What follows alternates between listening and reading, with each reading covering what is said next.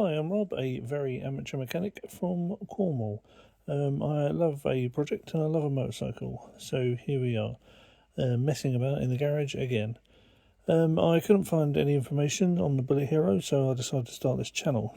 So, as you can see from these pictures, I found this Bullit Hero on Marketplace. It was up for £350. I managed to get it for £300 with a blown engine. The guy just said it stopped working, didn't know why it stopped working, it just conked out on him and never restarted. So yeah, let's get into the video and start breaking it down. So here we have the bike. Now I have skipped a step because as I said, I wasn't originally thinking about making a YouTube video, but as I've done some research and couldn't find anything on these whatsoever, here we are. Sorry about the ticking in the background if you can hear that. It's just the diesel heater because it is freezing on this January morning. So as you can see, the engine is now completely out. I haven't done anything else really other than just secure the parts. I just wanted to know if we can fix the engine before going too far. But this is the bike. Parts you can see that need replacing. Why someone stuck tape on that, that's clearly affected the lens, so we're going to need a new one of them. Dodgy brake lever. But yeah, how they've lost that adjustment screw for the clutch, I'm not sure. But hey, no speedo cable, should be in there, obviously, it should be in there.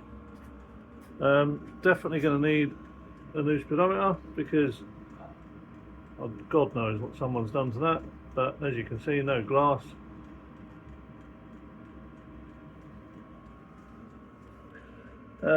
Someone has put these tiny little indicators on. I'm in two minds whether I keep them or not, but oh my God, if you're going to wire something up yourself, please don't use parcel tape.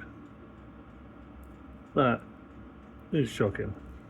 So we'll read all, if we're going to keep those indicators, we'll read all of that. So yeah, so this is it. So yeah, to get the engine out, fairly straightforward. Disconnected everything. There are the support bars that come in from here, which are, where are they? Over here, the rear, the bottom bracket that supports the engine. These are the parts that I've taken off so far. So we have the exhaust. It's got the cat in there which looks a bit bunged up, so we'll give that a clean. I do want to keep it as original as possible. That's the downpipe, looking very rusty, so I think we might wrap that. I've seen some goldy coloured exhaust strap, so I might get some of that to keep with the black and gold theme. I have noticed that one of the brackets has snapped off the weld there, so that will need either welding back on or using a Jubilee clip with a standoff bolt. So yeah, these are parts. Tank's in pretty good condition. There is no dents. There is some rust marks here where the seat's clearly been rubbing, so we've got a bit of a job to do there, but other than that, the tank's all in pretty good condition.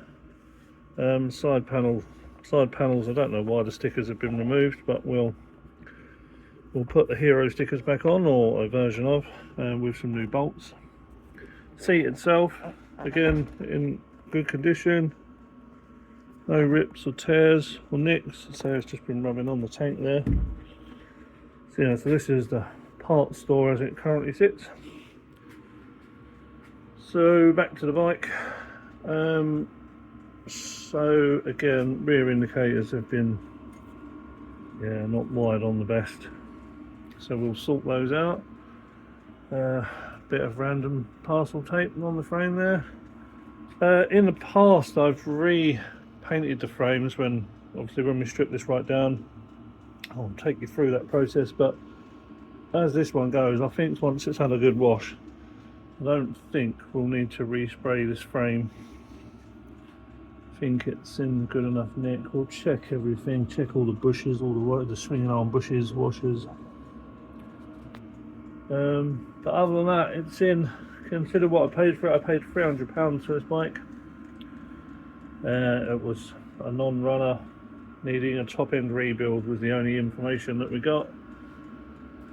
On this side, but as you can see, brand new tyres, still got the little spikes on them. So I saw it as, well, the wheels are probably worth £300 alone, so money well spent. Again, the side panel, why the Hero sticker's been taken off, I'm not sure. That's been completely ground out, so we'll either have to drill that out or cut that off. Chain has not seen any lubrication whatsoever. I'm surprised it actually bends and it's not stiff as a dead fish.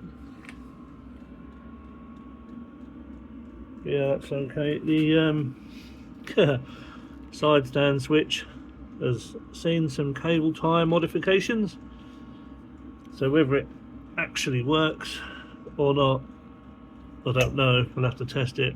If not, we'll get a new one. Air filter's seen better days. I'm not sure if this is standard or not. It doesn't look like it to me, but yeah, that's definitely seen better days. We'll get a new one of them. Yeah, so this is it. We've got one bar end. There isn't a bar end on the other end. In fact, there isn't even a grip on the other end. Again, parcel tape for indicator wiring, lovely. And yeah, shocks are good. A bit rusty at the bottom, but nowhere near where the seals are going to touch. Yeah, no leaks there. Pads. Now, he said he'd put new pads on it, but I'm not 100% sure. They don't look great to me. The disc has got some wear on it, so we may well put a new disc on. The front, again, see tyres, brand spanking new, which is good. Wheels are in good condition. Yeah, rear brakes, again, he said he'd put new pads on it, but I don't know if you can see there, it doesn't look like a new pad to me. But still plenty of meat left on there, so again we'll go over everything. This disc is much better. There isn't any grooves or worn lines in there. So yeah, so this is the bike. I say apologies for not filming the removal of the engine. Yeah, right, let's crack on. So before anyone says that I'm working without protection on my hands, I use this Derma Shield, not sponsored in any way by Derma Shield, but it's really good stuff. It means you can just wash your hands with normal soap and any oil grease comes straight off, so you don't need much, and that'll keep us protected. Right, onwards. So here we have it, the engine from the Bullit Hero 125. So this is, just let me show you. This is a K157 FMI engine, 124 cubic squares, as you can see there. So yeah, let's strip her down and see what we're looking at. If this process has taken too long, I might fast forward you, but yeah, let's get it down. I did look at the plug when I bought it, and as you can see, I don't know if you can see that, where are we, that the head of the spark plug is completely smashed and gone and missing. So whether that's what's caused the problem or whether the pistons come up and hit that, who knows, but there's definitely an issue in there with that.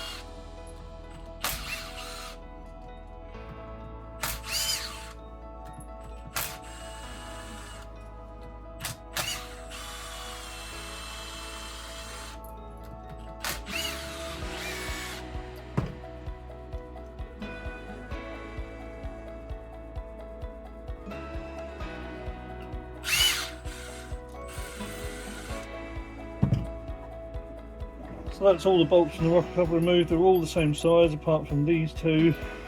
Let's go in these two ones there.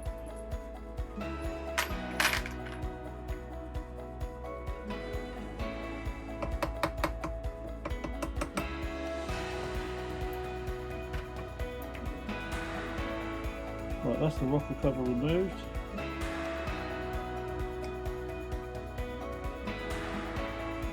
I feel like there is quite a dent in that. I don't know what you call these. Tappet follower, tappet adjuster. I don't know, but yeah, the one on my right hand side there, it's got quite a dent in it. The other ones are smooth, but I think we'll replace that. Oh, and so it looks like the cam has been wiggling about in there for some reason, because I don't know if you can see that, but it is where the cam sits is very, very worn.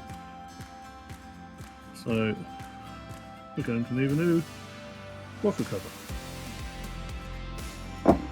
First one off. Right, let's remove the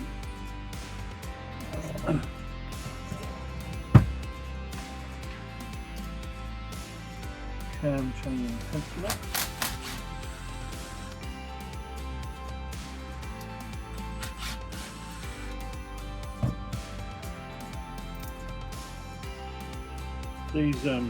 These are just spring-loaded, little spring-loaded cam tensioner. That all looks in good shape. We'll replace the gasket on that. So now we should be able to take the bolts out of the cam and get the cam out.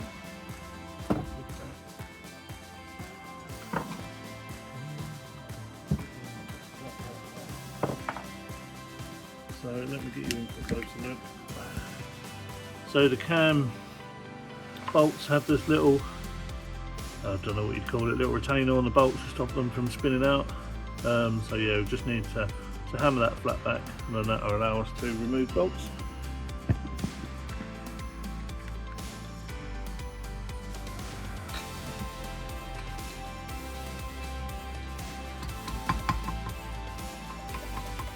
It doesn't take a lot, they're quite easy to hammer back.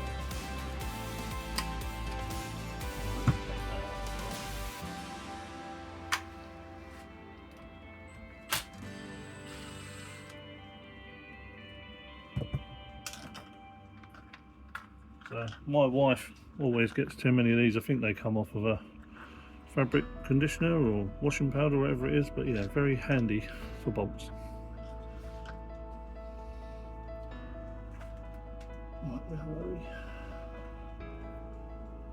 The engine does turn over, so whatever's happened in there might not be too major.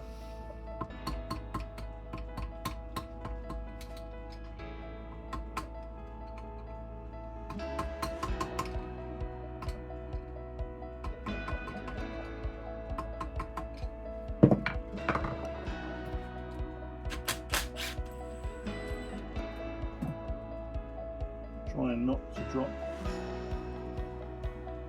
a little clamp piece down here. So hopefully we should be able to wiggle the cam out there. There we go. Now dropping the top sprocket in there.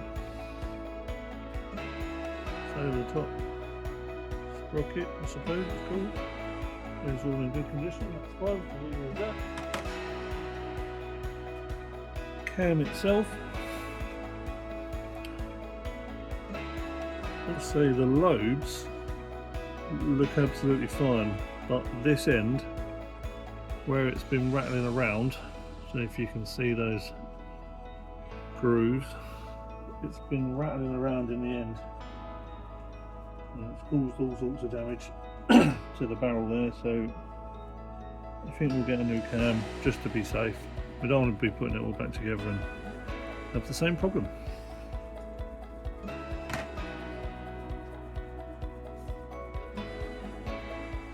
So So learning from our mistakes on the way, I soon realised that when I'm showing things to the camera, like the camera was a second ago, that you couldn't really see it because I didn't have a light. So I've now mounted a light just above here. So yeah, so this is what I was on about. So you can see that the end of the cam is not looking great. So because I think it's been floating around in this recess here. So let's take the barrel off and get our first look at this piston. Actually, before I do that, we'll take off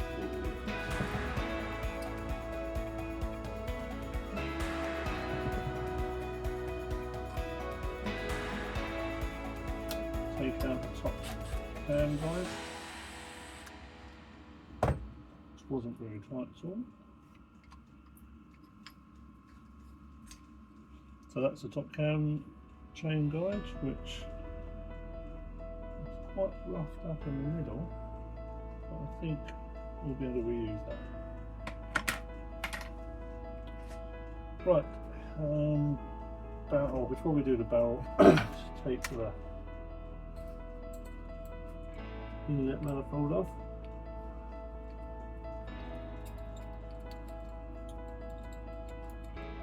I don't know why, but for some reason the Chinese, or I'm assuming it's the Chinese, not unless someone's had it off before and mix and match the bolts, but we have a security star drive on one side of the inlet manifold and then a stud and a nut on the other side of the inlet manifold, which is a bit weird, but maybe that's the way it was designed. As I say, the reason for doing this video is because I couldn't find any videos on this K157 FMI engine, so hoping to help a few people out with the discovery. So that has definitely seen better days. That corrosion in there must have been lifting off and giving an air gap. It couldn't have been running right. Again, both of those seals I've seen. That one definitely needs clearing out. The new seals putting in.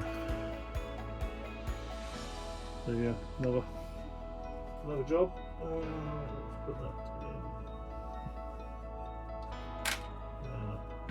in. Right, can we see anything? Oh my god. Well, you can't see that, but I think once we get the barrel off, we'll be able to see what I'm looking at.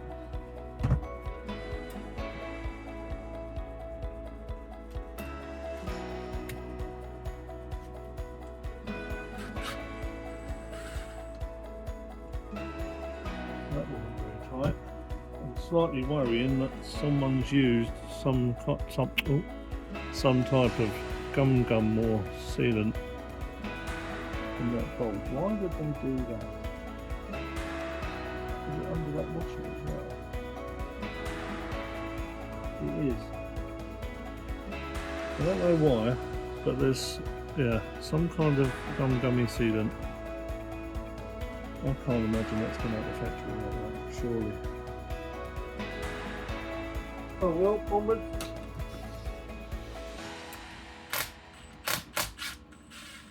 Well, that one was much tighter, which is what you'd want to see. And no sealant on that one. Okay.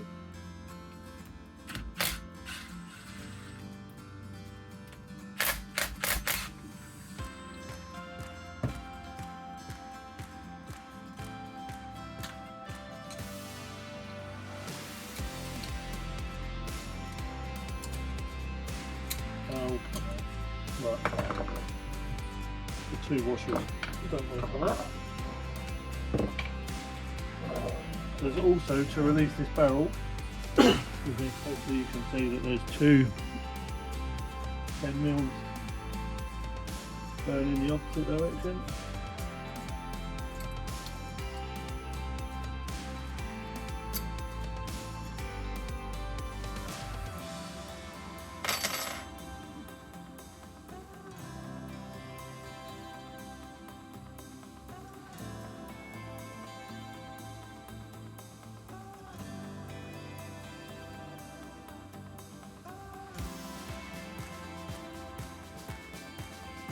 In fact, I keep calling this the barrel, and it's not really, it's the head. The barrel's underneath it.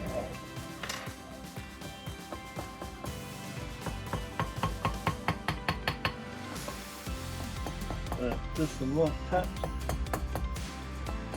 in case we do end up keeping this. I'm not sure, as I say, about that wear and tear there. I think we're going to need a new one. Right, let's tap those two washers.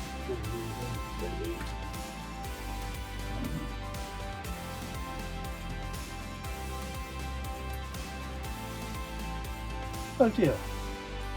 I think we found the source of the problem. Oh Jesus Christ. Right, well we're definitely going to need a new head. One moment, let's give you a close up of that. So, that is what the piston looks like, and that, yes, we are a valve missing, and I believe, let me get a screwdriver, that there, that darker piece of metal is actually the valve. Oh my god, that has seen some trauma. And by the look of all of this lot, it was still firing for quite some time with that lot rattling around. I've done a few engines now, and that is the worst I've seen.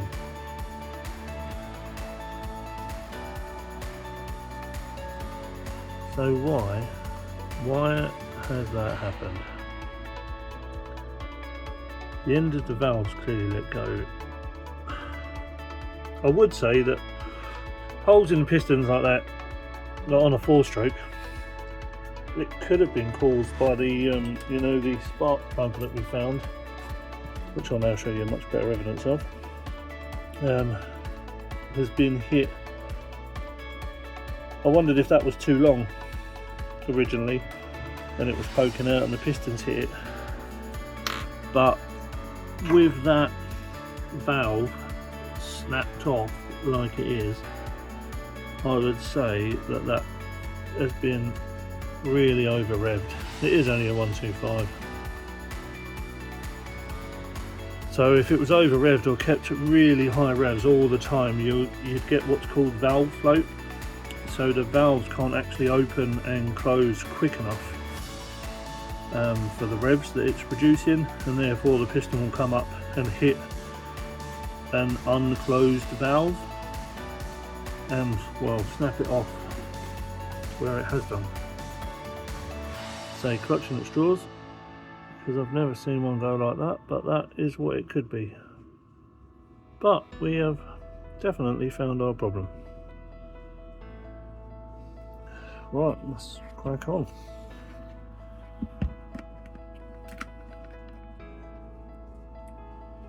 At least we know now as well that with that amount of damage and mess, that we'll be stripping the whole engine down. There is no way. On a 2-stroke, I did it with my son's. I repaired a top-end rebuild on my son's Aprilia SX50. That I didn't take the bottom end apart because they're quite easy to flush out. I just took it in the garden, hose pipe upside down, flushed all the particles out. That's been running now for best part of 6 months and it's absolutely fine.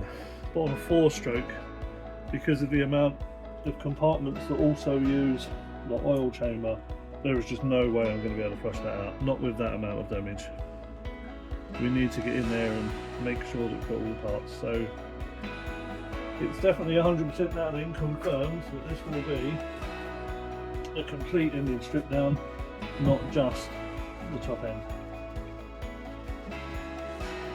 Right, just another look at that. That is unreal, the damage. So yeah, we will need a new cylinder head, definitely new valves, springs, seats, collets. I think we'll probably be okay for we'll check them out as I strip that down. Yeah, this side of it should be okay. I still can't work out why someone has put a bit of sealant. If anybody knows, feel free to leave a comment. Not on this one, but just on this one. Why? I'm not sure. But this is a 2021 bike, so wouldn't have thought anyone would have been in here other than the factory. But hey, oh, just while we're here, there is a little, if I can get it out, there's a little cam retaining bit in here, which we'll just remove before we lose it. Looks just like that. Might be able to reuse it. But yeah, so that's that. Right, let's crack on. Let's put that in there.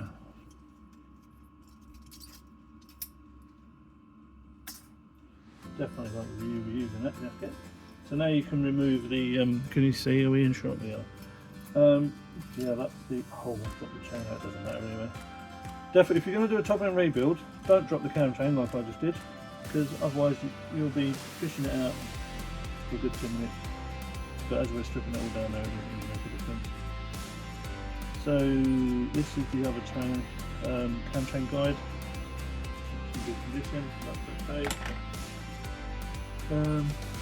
Definitely see some deadwood down there, which is not surprising looking at the state of that deadwood. Right, so to get the barrel off, now let's put that in, it's just to 10 mils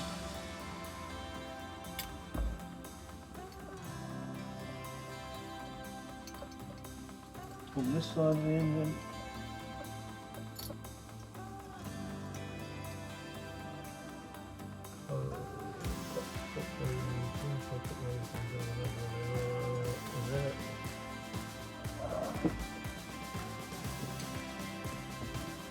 Don't get crazy at that piston, believe it or not.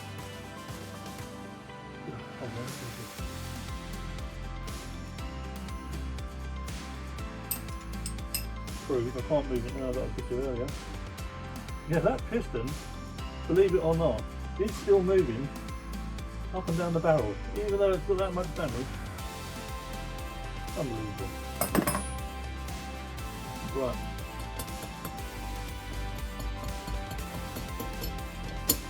Yeah. Light tap it if you're going to reuse it. I don't. I'll just do a bit of miracle, I think, if we'll reuse this barrel.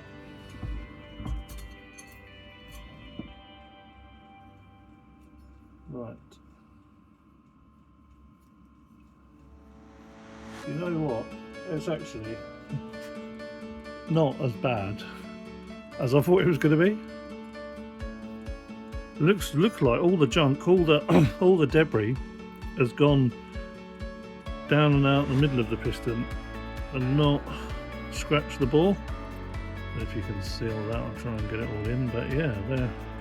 I think let's go safe than sorry. I think these are. I did look quickly before I bought the bike. Oh, there is quite a scratch down the bottom there.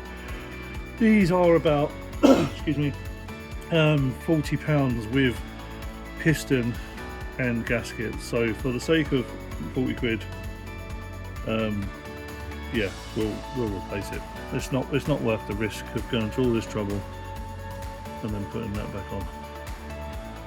So yeah, that's the barrel.